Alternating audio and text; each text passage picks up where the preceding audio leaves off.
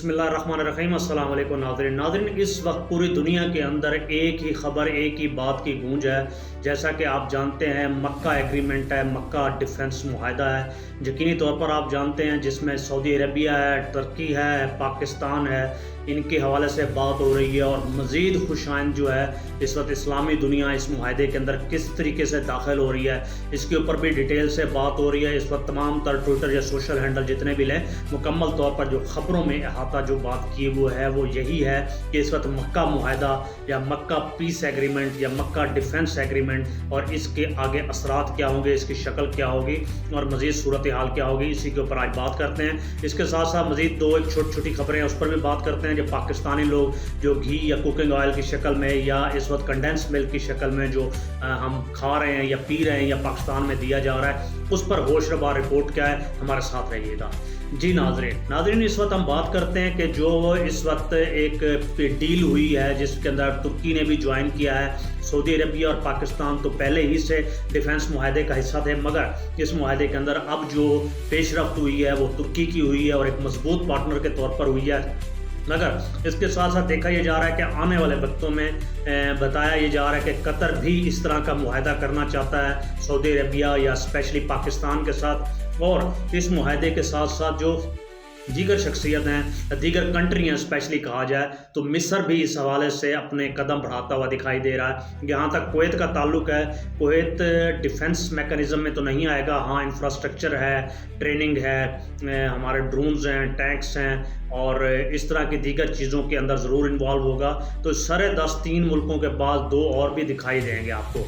नाज़रीन, जहाँ defence pact या डिफेंस एग्रीमेंट्स की बात हो रही है, वो आप ये देखें कि टर्की का अज़रबैजान के साथ भी मुआहदा है। इसी तरीके से किसी जगह जाएं तो टर्की का या जैसे मलेशिया है, मलेशिया का सऊदी अरबिया के साथ है, किसी हद तक मलेशिया का इंडोनेशिया के साथ है।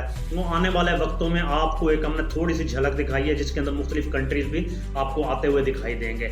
इसके साथ साथ एक और सूरत हाल भी है जो वाज़ेह तौर पर दिखाई देती है कि नेटो, जी हाँ, नेटो का जो इस वक्त है, टर्की उसका मेंबर है, एक्टिव मेंबर है। और नेटो एक्टिवेट तभी होगी जो आर्टिकल 5 की इस वक्त बात हो रही है। ये यकीनन वही आर्टिकल 5 है जो इस वक्त मक्का मुआहदा के दरमियान भी बरूए कार लाया गया है। इसको समझने की ज़रूरत है। अगर किसी स्टेट पर तुर्की पर बाकायदा हमला होता है, जी नाज़रीन, किसी स्टेट पर तुर्की पर बाकायदा हमला होता है तो ऑटोमेटिकली जो क्लॉज आर्टिकल 5 है वो एक्टिवेट हो जाएगा, जिसके नतीजे में नेटो को इंटरवेंशन करना पड़ेगा, इंटरवीन करना पड़ेगा। गोया नेटो बामुकाबिल हो जाएगा ईरान के। तो ये तो एक तो बात ये वाज़ेह दिखाई दे रही है। दूसरी चीज़ ये है कि आर्टिकल 5 ही के तहत ये मक्का मुआहदा जो है ना किया गया डिफेंस एग्रीमेंट। एक तरफ तो ये कहा जा रहा है कि ये राइज ऑफ इस्लामिक नेटो है, इसके अंदर मज़ीद कंट्री भी आएंगे। लेट्स सी, ये तो वक्त बताएगा इस्लामिक नेटो है और किस शक्ल में है। मगर सरे दस्त ये है कि आर्टिकल 5 को आपको समझने की ज़रूरत है, जो इस पॉइंट के अंदर एक वाज़ेह तरीन नुक्ता है। आर्टिकल 5 ये बताता है कि इस तरीके से नहीं कि जैसे सऊदी अरबिया के ऊपर कोई भी मुसल्ला गिरोह, बागी गिरोह जैसे हुथिस की शक्ल में है, यमन की शक्ल में है, वो अटैक कर रहे हैं, तो इसके अंदर ये आर्टिकल एक्टिवेट हो जाए और दोनों ममालिक को वहाँ पर कुछ भी अपनी कदम रंजा करने की ज़रूरत पेश है। सबसे बड़ी चीज़ ये है कि सऊदी अरबिया खुद भी इन बागी गिरोहों को नहीं मानता, यमन उनको तस्लीम नहीं करता, उनके एरियाज़ को तस्लीम नहीं करता और उनकी जो ज़ाती हैसियत है उसको भी तस्लीम नहीं करता। हाँ, ये शिया कल्ट ज़रूर है, ईरान से मुतासरा ज़रूर हैं, ईरान की मदद ज़रूर है और ईरान ही की प्रॉक्सी है जिसकी वजह से सऊदी अरबिया पर हमले होते हैं। लेकिन दूसरी चीज़ ये है कि इस सूरत में ये आर्टिकल 5 एक्टिवेट नहीं होता। आर्टिकल 5 डिफेंस पैक्ट में कब एक्टिवेट होता है? जब कोई मुल्क बाकायदा तौर पर डायरेक्ट इन्वॉल्व हो जाए, डायरेक्ट इस वक्त किसी भी तरह की आगे इंटरवीन करे, जैसे पाकिस्तान और इंडिया का 2025 में हुआ, या मुकम्मल तौर पर जैसे सद्दाम हुसैन ने कुवैत के ऊपर कर दिया, जैसे ईरान पर कर दिया। यानी वाज़ेह जंग, वाज़ेह तौर पर ईरान अगर सामने आ जाता है और सऊदी अरबिया पर हमला कर देता है तो उस शक्ल में ये आर्टिकल 5 आ जाएगा। छोटे छोटे मुसल्ला गिरोहों से नहीं आएगा, आपने इस बात को समझने की कोशिश करनी है। یہ اس کا بنیادی نقطہ ہے، اور چھوٹے گروہوں کو نپٹنے کے لیے سعودی عربیہ کے پاس آلریڈی ہی اتنا اکوپمنٹ موجود ہے، اتنی ٹیکنالوجی موجود ہے کہ وہ بہترین طریقے سے ان کا کلا کما بھی کر سکتے ہیں۔ تو یہ اچھی چیز ہے، خوشائند چیز ہے، اور یہ چیز واضح طور پر بتائی اور دکھائی جا رہا ہے۔ کچھ لوگ اس کو نفرت کی نگاہ سے دیکھ رہے ہیں، بلکہ ایران کی طرف سے بھی ایک پیغام آیا ہے کہ یہ کاغذ کا ٹکڑا ہے۔ بھائی کون ان کو بتایا کہ ہر ایگریمنٹ کاغذ پر ہی ہوتا ہے؟ قرآن مجید بھی کاغذ پر ہے، اور دیگر باتیں بھی کاغذ پر ہوتی ہیں۔ جو آپ بھی کسی سے معاہدہ کرتے تھے وہ کاغذ پر ہی ہے، اور جس کے ساتھ بھی آپ بیٹھتے تھے وہ بھی کاغذ پر ہے۔ ماضی میں جب آپ عراق میں بش کو تحسین انگیز نگاہوں سے دیکھ رہے تھے تب بھی آپ کاغذ پر تھے۔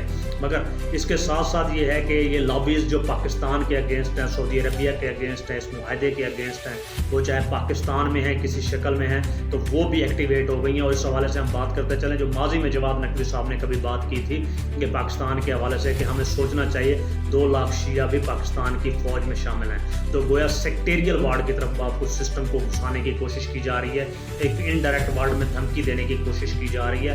تو یہ ایک چیز ہے، اور دوسری چیز سب سے بڑی چیز یہ ہے کہ ہر ملک کو معاہدہ کرنے کا، معاملات کو لے کر چلنے کا، اپنے معاملات کو بڑھانے کا حق حاصل ہے، وہ سعودی عربیہ ہو، UAE ہو، قطر ہو، بحرین ہو۔ اسی طریقے سے ایران کو بھی اپنا حق حاصل ہے۔ جب ایران بات کرتا ہے چاہ بہار کے اندر ہم ایران اپنا انڈیا کے بغیر آگے نہیں بڑھ سکتے، تو یقینی طور پر آپ اس بات کو ذہن نشین فرما لیجئے۔ اگر ایران ایسا کرتا ہے تو کسی کو کوئی حق حاصل نہیں ہے ایران اور انڈیا کے اس ایگریمنٹ کے خلاف جائے۔ جب ایران کے معاملے میں کسی کو حق حاصل نہیں ہے تو ایران کو بھی حق حاصل نہیں ہے، اس کے پراکسیز کو بھی حق حاصل نہیں ہے۔ بہرحال افسوس کا مقام تو یہ ہے کہ اسلام اس قدر پولرائز شکل میں بن چکا ہے۔ آگے آگے آپ دیکھیں گے کہ اس کی شکلیں کیا بنتی ہیں، منافقت در منافقت، دھوکہ در دھوکہ، جھوٹ در جھوٹ، اور سب سے بڑی چیز ان اصفہان کے جیوز کا کیا کہنا، جو ان کی بڑی تعداد، ایک بہت کثیر تعداد ہزاروں سالوں سے ایران میں مقیم ہے۔ جی ناظرین، یہ چھوٹا سا ہم نے ہنٹ دیا ہے، آپ کو اسے آپ ریسرچ کر سکتے ہیں، دیکھ سکتے ہیں، سمجھ سکتے ہیں۔ بہرحال اس پیس ایگریمنٹ کا ہونے سے پوری دنیا کو ایک میسج گیا ہے، ان کو بھی میسج گیا ہے جن کو تکلیف ہے، اور ان کو بھی گیا ہے جو کرنے کی کوشش کر رہے تھے مزید آگے بڑھنے کی، کہ اس سے کیا ہوگا۔ پاکستان ایک مضبوط کنٹری ہے، ترکی ایک مضبوط کنٹری ہے، اور انہی دنوں میں ترکی نے گزشتہ دن بھی جو کیفیت بنی کہ حوثیز کو جو ڈرون اٹیک سے اٹیک کیا ہے، ڈرون کے ذریعے جو اٹیک کیا ہے، ٹارگٹ کیا ہے، وہ بھی سامنے آ چکا ہے۔ تو یہ خوش آئند بات ہے۔ تو حرم کی پاسبانی کے لیے ہر وقت ہر دم پاکستانی فوج، پاکستان کی مسلح افواج، پاکستان کی عوام اور ہم لوگ حرمین شریفین کو پہلا درجہ دیتے ہوئے ہر لمحہ، ہر وقت، ہر حال میں تیار ہیں۔ اب بات آتے ہیں دوسری طرف، بات کا رخ پیش کرتے ہیں پاکستان کے حوالے سے۔ جناب جسٹس ریٹائر ہوئی ہیں مسرت ہلالی صاحبہ، جی ویسے تو بہت ساری باتیں کرتی ہوئی وہ خاتون ریٹائر ہوئی ہیں، مگر 25 لاکھ روپے پینشن اس وقت ان کو ملے گی۔ کام کیا کیا ہے؟ اگر یہ کسی ڈیولپنگ کنٹری میں ہوتی تو شاید ان کو 5 روپے بھی نہ ملتے۔ اور عدلیہ کا عالم یہ ہے کہ آج بھی 134 نمبر پر ہے، مگر پینشن 25 لاکھ روپے اور دیگر پریولیجز بھی ان کو حاصل ہیں۔ کیا کہنا پاکستان کا؟ اس کے ساتھ ساتھ ناظرین ایک اور بات بھی کی جا رہی ہے کہ پاکستان میں ایک ٹریبیون نے ایک خبر دی ہے، جس کے مطابق اس وقت آپ کی اسکرین پر بھی ہے، اگر آپ دیکھیں تو نقلی گھی جو ہے اس وقت پورے پاکستان میں سیمپلز چیک کیے گئے 48%، یعنی ٹوٹل سیمپل میں یہ سارے فیمس نام ہیں۔ یاد رکھیے گا، جتنے نام مارکیٹ میں موجود ہیں، جتنے آپ استعمال کرتے ہیں، جتنے آپ لیتے ہیں، ان میں 48% نقلی پایا گیا، سٹینڈرڈ کے مطابق نہیں ہے۔ 75% میں پام آئل کی جناب دیکھی گئی ہے، اندر ملاوٹ دیکھی گئی ہے۔